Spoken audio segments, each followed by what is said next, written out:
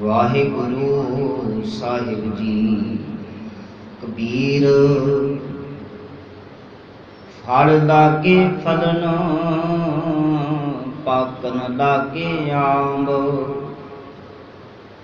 ਜਾਏ ਪਹੁੰਚਹਿ ਖਸਮ ਕੋ ਜੋ ਬੀਜ ਨਾ ਖਾਹੀ ਕਾਂਬ। ਕਬੀਰ ठाकुर पूजह मोल दे मन हट तीरथ जाए, देखा देखी स्वांग धर भूले भरता खाहे। कबीर पाहन परमेश्वर किया पूजै सब संसार, इस परभासे जो रहे बूटे काली धार। जुगो जुग अटल चवर छतर तक दे मालक, हाजरा हजूर सर्व कला भरपूर, सर्वे कायनात दे प्रतिपालक, गुरता गद्दी ते सुभाएमान, ज्ञान दे अगमी भंडार, सब दुखन को हरता सब सुखन के दाते। धन साहिब श्री गुरु ग्रंथ साहिब महाराज जीओ की पावन पवित्र खजूरी अंदर बैठ करके शब्द कीर्तन का रस आनंद माणिया है। आओ हजूर दी बाणी दी विचार नाल जुड़न वास्ते गुरु बख्शी फतेह साझी करो। प्यार अदब सत्कार सहित आखो जी वाहिगुरू जी का खालसा वाहिगुरू जी की फतेह। भगत बाणी की चल रही लड़ीवार विचार विचों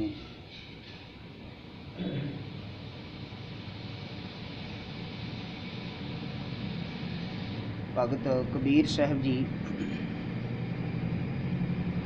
जिन्हां दे पावन श्लोकां की रोजाना विचार चल रही है। विचार अधीन अज जिन्हां श्लोकां का पाठ असीं हुणे साझा कीता है।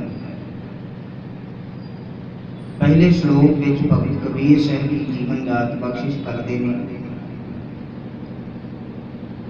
कबीर फल लागे फलन पाकन लागे आंब।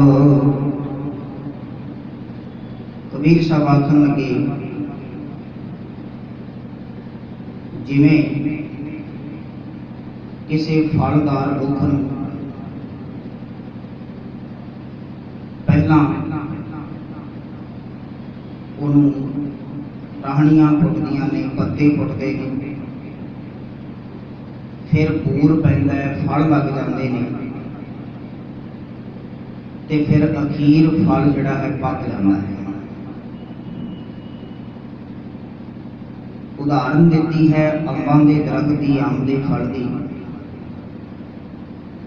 कहन लगे भी अंबां दे बूटे नूं पहला फल लगते हैं, फल लागे फलन, फिर सहजे सहज हौले हौल ये लगे हुए फल अंब पकना शुरू हो जाते हैं। ते कहन लगे जाए पहुंचै खसम को जो बीच ना खाही कांब। कहन लगे वो अंब वो फल पके हुए अंब उस मालिक नूं उस खसम नूं प्राप्त होंदे ने जिहड़े उस टहनी दे नाल पक्के तौर ते जुड़े रह मींह जां हनेरी आउण दे नाल टुट करके हेठां ना डिगे होण। जिहड़ा मिठा फल है, रसदायक फल है, ਉਹਦਾ हाल यही है भी जे वो धरती ते डिग पैंदा ते वो फिर खसम नूं पसंद नहीं आउंदा, मालिक नूं पसंद नहीं आउंदा। ते जिहड़ा उस टाहनी दे नाल जुड़िया रह जांदा है वो खसम मालिक उस फलों के बूटे नूं सांभण वाला, अंबां नूं सांभण वाला, वो फिर अपने खजाने विच पाउंदा है ते उहनूं वेचदा है ते कमाई करदा है। कबीर साहब कहन लगे ठीक इसे तरह गुरु के सिख वास्ते गुरबाणी का अभ्यास, गुरबाणी नूं पहलां पढ़ना, उस विचों सिक्ख्या ग्रहण करके अपने जीवन में लागू करना ते फिर उस गुरबाणी की सिक्ख्या अनुसार अपना जीवन पूर्ण तौर पर घड़ लेना। इन्हां सहजे सहज कारज करदियां करदियां फिर वो खसम मालिक प्रभु के दर ते प्रवान होंदा है, कबूल होंदा है। पर कहन लगे भी जिवें मौसम करवट बदलदा है, मींह हो सकता है, हनेरी हो सकती है ते मुश्किल पैदा हो जाती है। कहन लगे भी मालिक प्रभु की बंदगी करदियां, सेवा करदियां, बाणी पढ़दियां, सेवा करदियां कई बार कुछ इस तरह भी हो जाता है कि मनुख रब नूं उलांभा देण लग पैंदा है कि मैं तो बड़ी सेवा करदा, मैं तो बहुत पाठ करदा, मैं तो रोज़ गुरुद्वारा साहिब जाना, मैनूं दुख क्यों आ रहे हैं। अक्सर ऐसा मनुख की फितरत है, सोच है। इस गल नूं बहुत सारे व्यक्ति जिन्हां दा हिरदा कमजोर है सोच करके रब नूं उलांभा देते ने भी मैं इन्ना कुछ करदा ते रब्बा फिर भी मैनूं तूं दुख दिते। पर जिहड़े गुरु की बाणी नूं, शब्द नूं अपने जीवन का आसरा ते आधार बनाउण वाले ने, वो मालिक का सगों शुकराना करते हैं कि मालिक जे भावें दुख भी आया है तो मैं तां भी तेरे शुकराने विच आ, क्योंकि तू मेहर करके कृपा करके मेरे अंदर अडोलता बना दी है, एकाग्रता बना दी है, सहज बना दिता है, मैं तेरे शुकराने विच हां। गुरु रामदास पातशाह महाराज उन्हां दा पावन पवित्र वचन चेते आउंदा है, भरोसे वाला शब्द है, टिकाव वाला शब्द है, जिहदे विच हजूर आखदे ने कि जे भुख दे तां इत ही राजा दुख विच सुख मनाई। भावें तू भुख देवें, मैनू भुख विच ही रज है। कहन तो भाव खान नूं भावें थोड़ा मिले पर तेरी रजा विच रहा, मेरे जीवन विच इस तो बड़ा आनंद कोई दूजा नहीं है। तो इत्थे भी कबीर साहब जी जिक्र करते हैं कि जे जीवन काल विच विचरदिआं कोई थोड़ा बहुता दुख, कोई तकलीफ आ जाती है तो अपने मूल नालों टुटना नहीं चाहिए। जिहड़ा मूल नाल टुट जाता है वो फिर प्रवानगी उसकी नहीं होती। चाहे पूछे खसम को जो बीज ना खाही कांग, सिर्फ ओदी झोली विच पैंदे ने जिहड़े मींह हनेरी आउण तो टुट करके हेठां नहीं निकलते। जीवन काल विच वापरदे आ दुख सुख दोवें बाणी आखदी भी कपड़े की तरह ने, जिवें मैले कपड़े उतार दिते ते नवे पा लए, दुख सुख दोनों कपड़े पहरा जाए मनुखे ते मनुख पहनदा जा रहा है। तो विचार अधीन अज की इस पहली विचार के श्लोक में कबीर साहब जी ने जो जीवन जांच बख्शिश की है कि भावें दुख आवे भावें सुख आवे, मूल के नाल जुड़े रहना ये बड़ा जरूरी है। ते दूजे श्लोक में फिर कबीर साहब जी रहमत करते हुए आख रहे हैं, कबीर ठाकुर पूजै मोद दे, मन हठ तीरथ जाहे। उन कबीर साहब जी ने उन्होंने लोगों की गल की है जिहड़े ठाकुर पूजै मोल ले, किसी पत्थर की मूर्ति मुल खरीदिया उसकी पूजा करनी शुरू कर दी। मन हठ, मन का हठ भी बड़ा किया, धूने तपा ले ने, कोई पहाड़ों में जा करके चढ़ गया, कोई गुफावां में जा करके वड़ गया, कोई जल धारे करन लग पिया। तीर्थ जावे ते बड़े तीर्थों ते भी जाते हैं।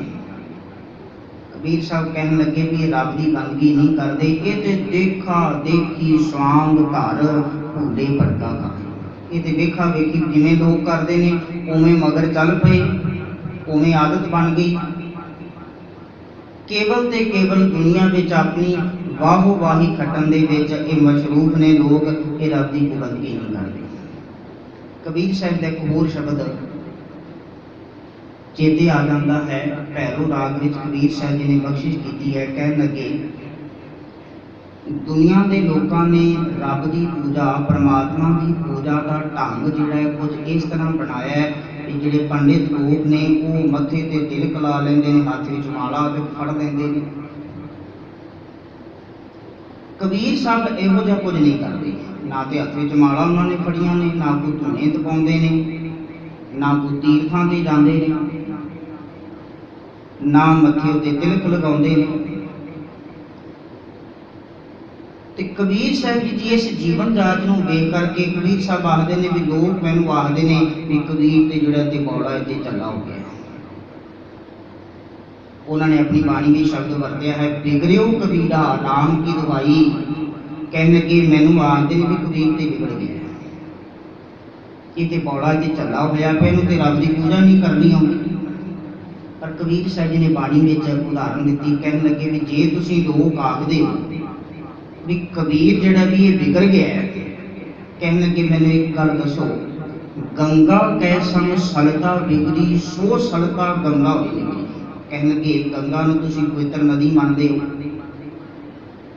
ते कोई साधारण नदी गंगा जिहड़ी है भी उहदे विच आ करके पै गई ते सो सलता गंगा होई निकली।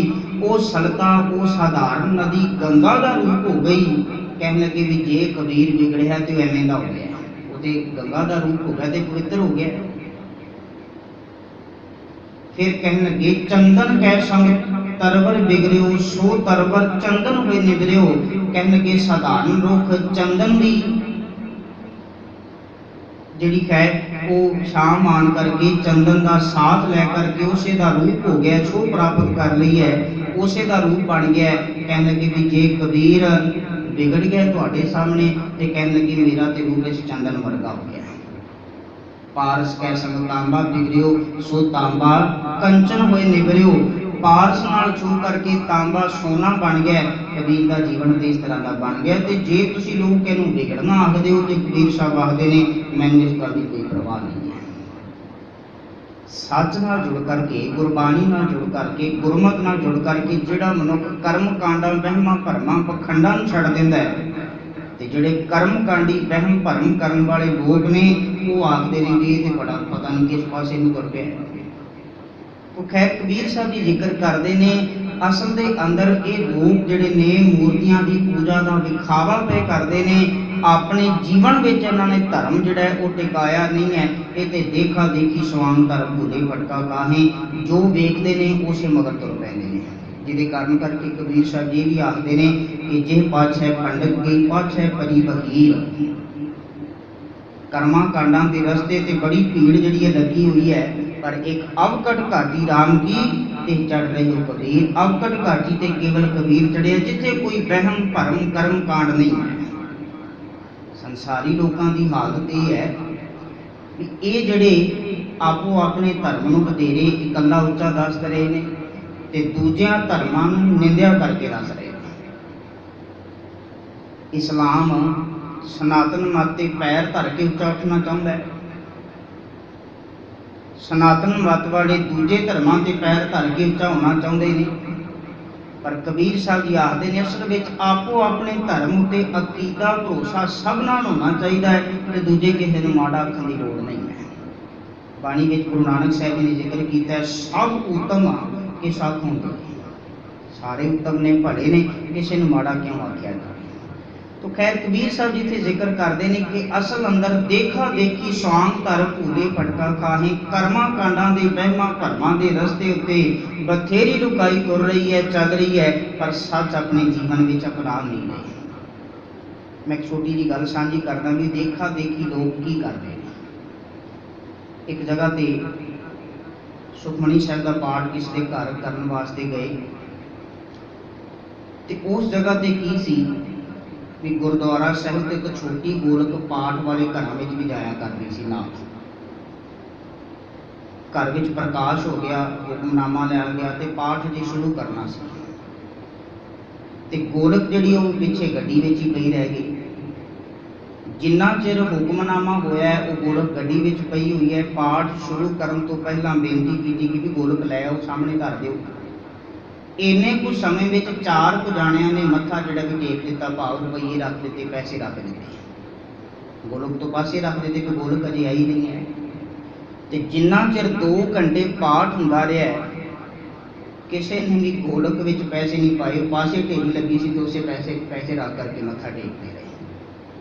ਮੈਂ ਜੀ ਬੇਨਤੀ ਸਾਂਝੀ ਕਰਨੀ ਸੀ ਵੀ ਦੇਖਾ ਦੇਖੀ ਸੁਆਹਣ ਕਰ, ਵੀ ਜੋ ਵੇਖ ਰਹੇ ਨੇ ਵੀ ਜਿੱਧਰ ਭੀੜ ਚੱਲ ਹੈ ਉਧਰ ਨੂੰ ਚੱਲ ਪਏ। ਵੀ ਜਦੋਂ ਸਾਹਮਣੇ ਤੌਰ ਤੇ ਗੋਲਕ ਪਈ ਹੋਈ ਹੈ ਤੇ ਲਿਖਿਆ ਵੀ ਮਾਇਆ ਗੋਲਕ ਵਿੱਚ ਪਾਓ ਜੀ, ਪਰ ਸਾਡੇ ਵਰਗੇ ਜਿਹੜੇ ਨੇ ਉਹ ਇਸ ਤਰ੍ਹਾਂ ਦਾ ਕਰਮ ਕਰਦੇ ਨੇ। ਤਾਂ ਖੈਰ, ठाकुर पूजै मोल ले मन हट तीरथ जाहे, देखा देखी स्वांग धर भूले पटका काहे, देखा देखी करी जा रहे ने। कबीर साहब फिर अगे आखदे ने, कबीर पाहन परमेश्वर किया, पूजै सब संसार।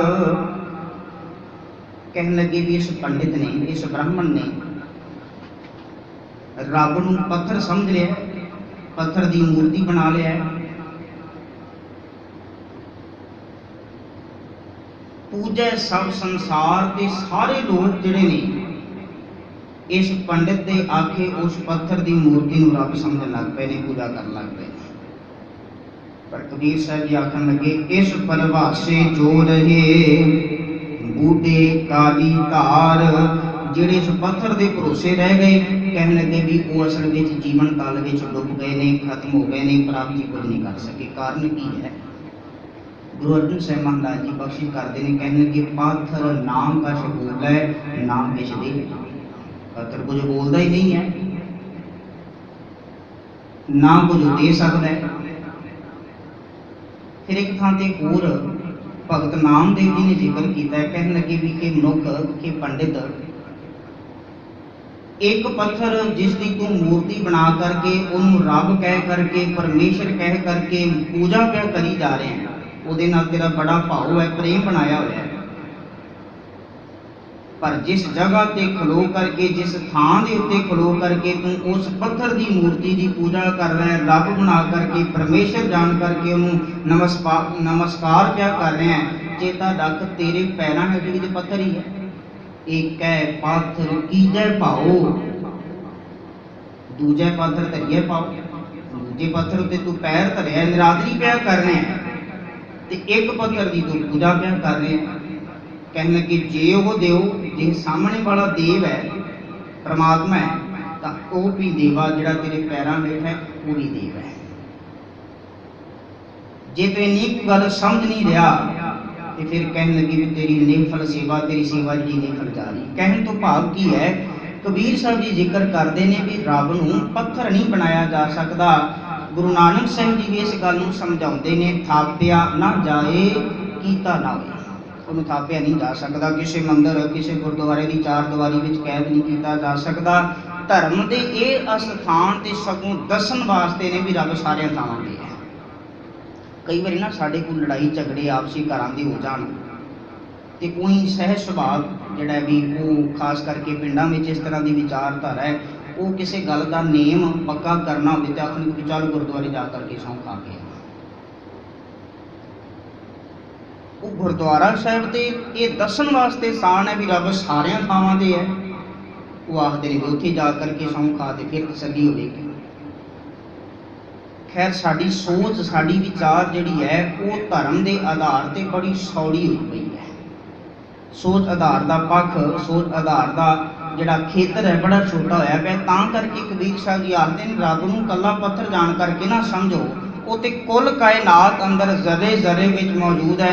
वो ते निरंकार है, वो ते आकार तो रहत है, उसका कोई आकार नहीं कढ़िया जा सकता। तो कबीर साहब जी ने अज की विचार विच इन्हां 3 श्लोकां का जो जिक्र किया है, पहले श्लोक का भाव जिहड़ा कबीर साहब ने जिक्र किया कि जिहड़े मूल नाल जुड़े रहंदे ने वो खसम की मेहर कृपा के पात्र बन जाते हैं, ते जिहड़े कर्मां कांडां नूं अपने जीवन में बनाई बैठे ने, सच जीवन में नहीं अपना रहे, वो इन्हां कर्मां कांडां की दुनिया दे विच संसार समंदर में डुब जाण वाले ने।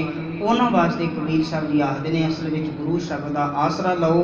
गुरु शब्द के आसरे जीवन बतीत करने वाले जोड़े ने वो वहमां भरमां कर्मां कांडां तो दूर हो करके मूल मालिक प्रभु परमात्मा नाल जुड़ करके अपना ये लोक सुखी ते परलोक सुहेना बना लेंदे ने। समय की समाप्ति है। उन्यां बिंद फुलां दी खिमा। वाहिगुरू जी का खालसा वाहिगुरू